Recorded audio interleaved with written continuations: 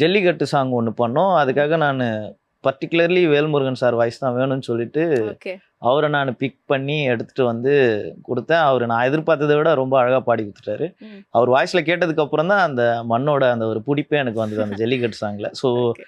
அது நல்ல நம்மளுக்கு ஃபீட்பேக் வந்துட்டு இருக்கு. இப்போ வரைக்கும் வியூஸ் நல்லா போயிட்டு இருக்கு யூடியூப்ல.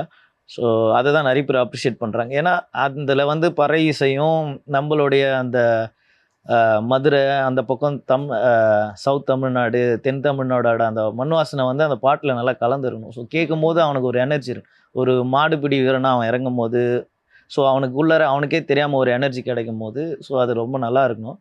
ஸோ அதனால் நான் நிறைய ஹோம் ஒர்க் பண்ணியிருக்கேன். அந்த சாங்க்கு நிறைய பண்ணியிருக்கேன். அதுக்கப்புறம் நம்மளுடைய சென்னைக்குன்னு ஒரு விஷயம் இருக்குல்ல, அதையும் விட்டுறக்கூடாதுன்னு சொல்லிட்டு ஒரு கானா சாங்கும் நான் ஒன்று பண்ணியிருக்கேன். ஓகே. ஸோ இதுதான் மெயினாக என்னென்னா கானா சாங்னு வரும்போது அதுலேயும் நான் வந்து கானாக்கே உண்டான ஒரு டெப்த்தையும் வச்சுட்டு கானா பாலாசாரியே நான் பாட வச்சேன்.